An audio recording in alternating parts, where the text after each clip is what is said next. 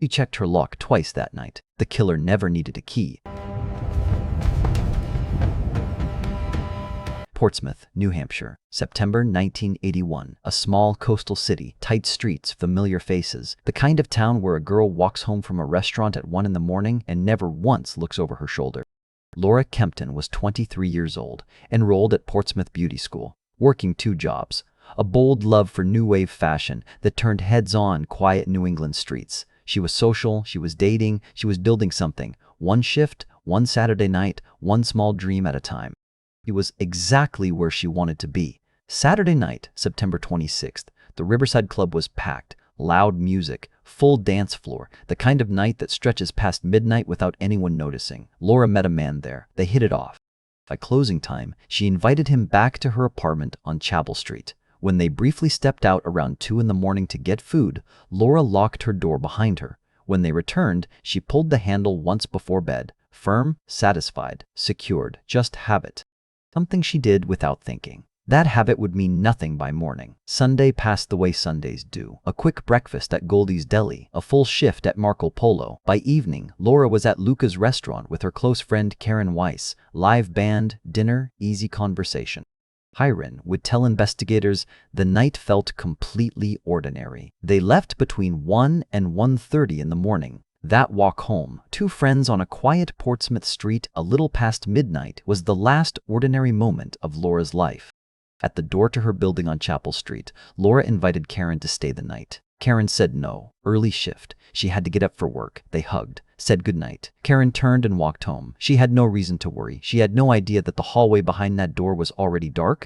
Not burned out dark, not flickering dark, deliberately dark. Earlier that night, someone had come into that building with a purpose. They reached up to the hallway light bulb and turned it slowly, not enough to remove it, just enough to break the connection. The faint hiss of glass on metal.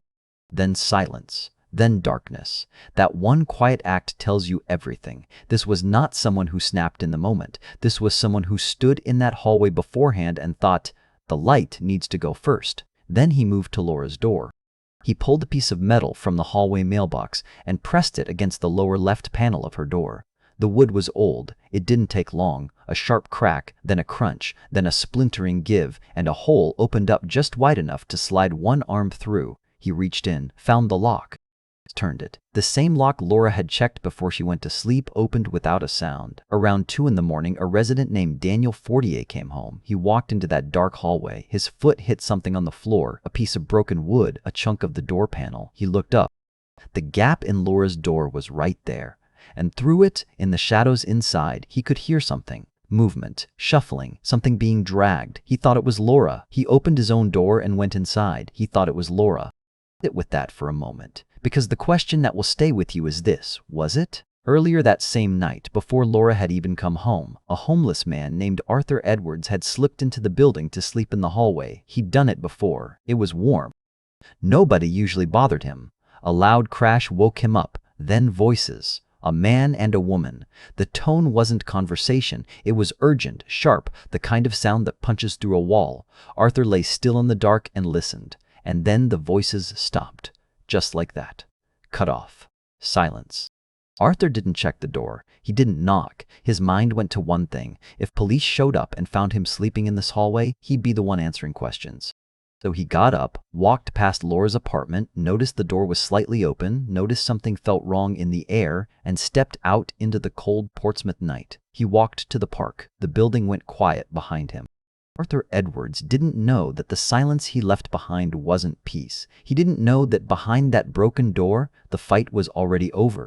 He didn't know that by 2:30 in the morning, the young woman who loved new wave fashion, who checked her lock before bed, who had 2 jobs and a whole life in front of her, was already gone.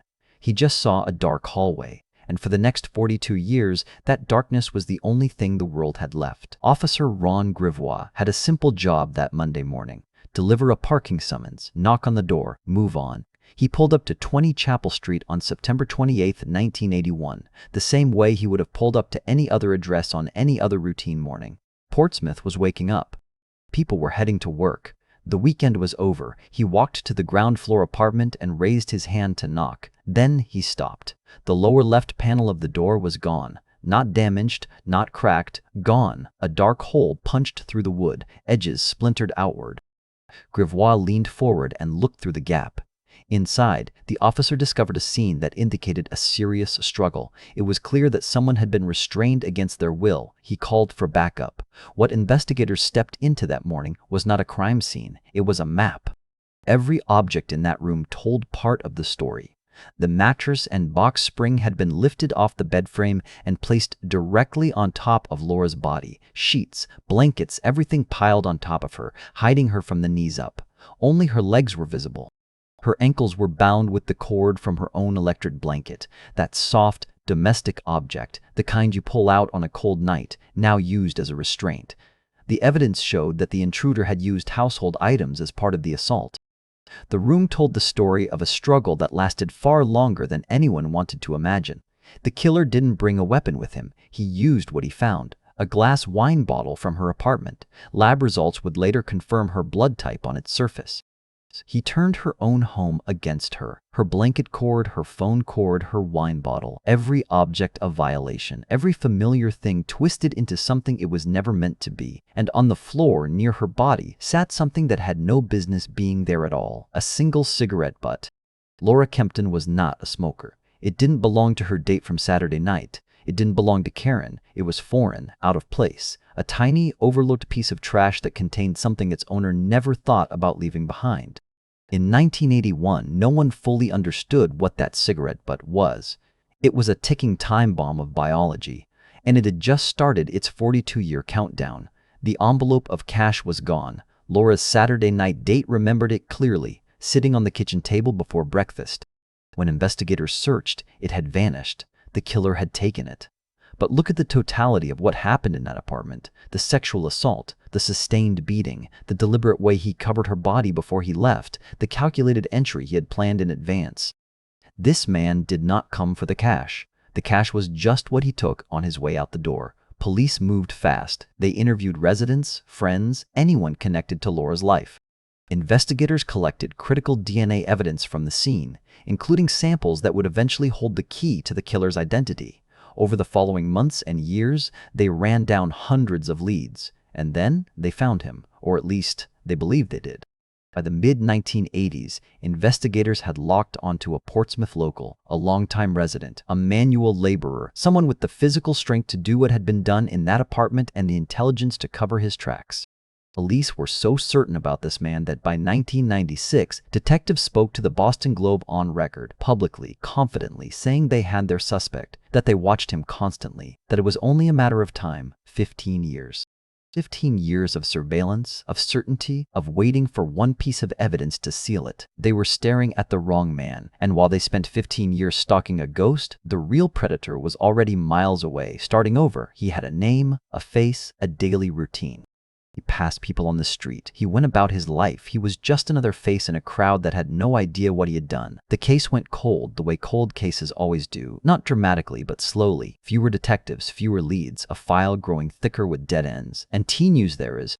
And then Portsmouth got a second shadow. 13 months after Laura's murder, October 19, 1982, a young woman named Tammy Little was found dead inside her apartment at 315 Maplewood Avenue, less than 1 mile from Laura's building. Tammy was 20 years old. She lived alone.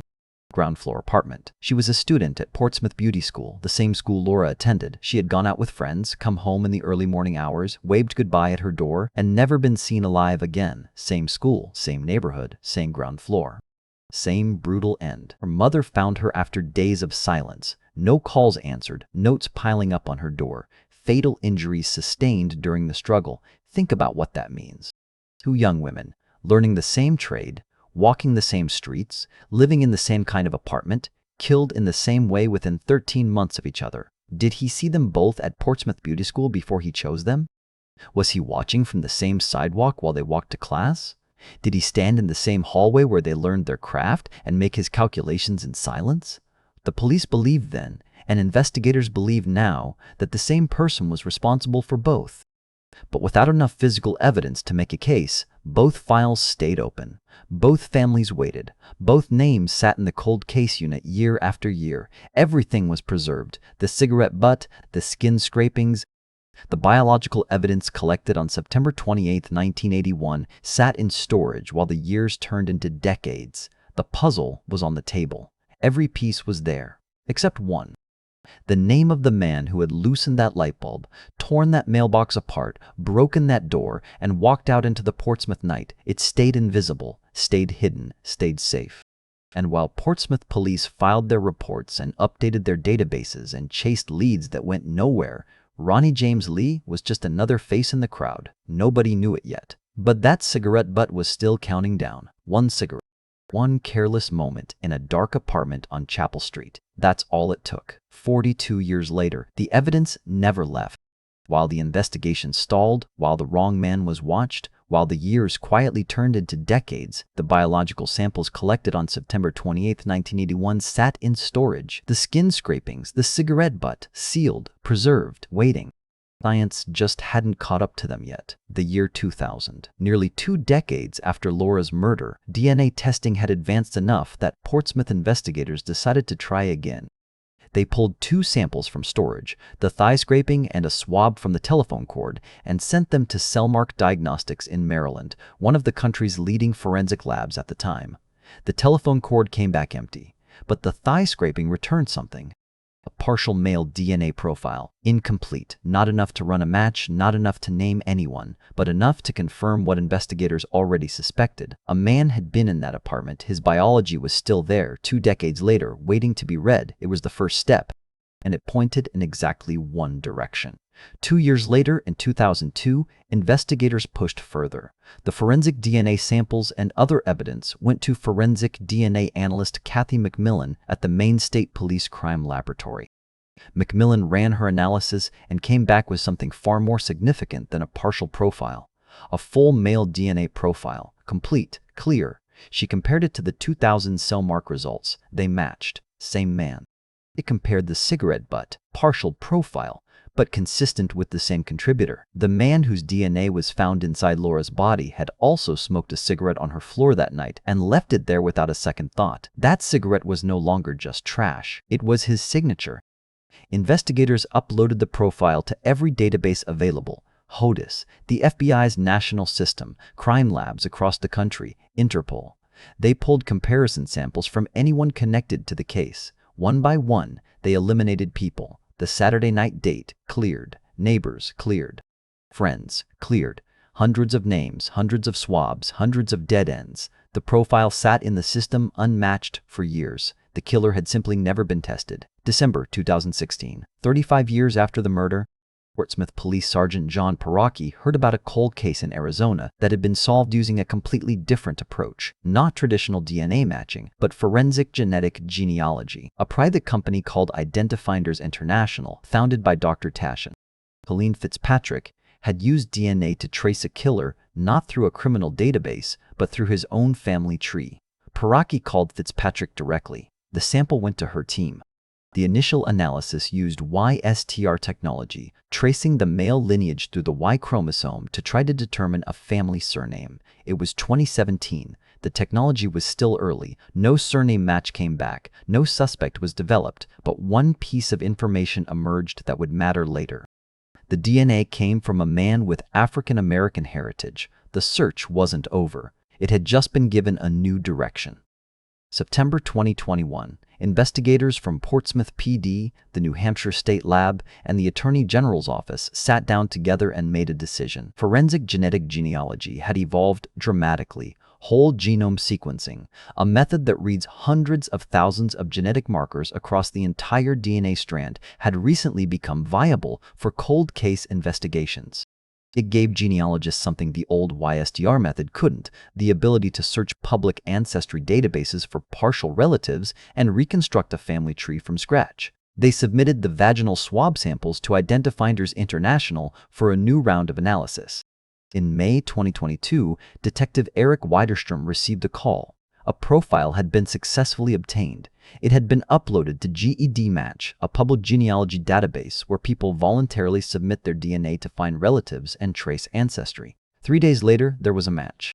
Not a match to a name in a criminal database. A match to relatives. People who had submitted their own DNA to trace their family history, never imagining it would lead investigators to a killer. Genealogist Linda Doyle took those matches and went to work. She mapped the family tree, traced the branches, cross-referenced records, and she narrowed it down to two specific individuals, a man and a woman whose DNA signatures pointed to them as the biological parents of the unknown contributor. They had only one biological son. His name was Ronnie James Lee.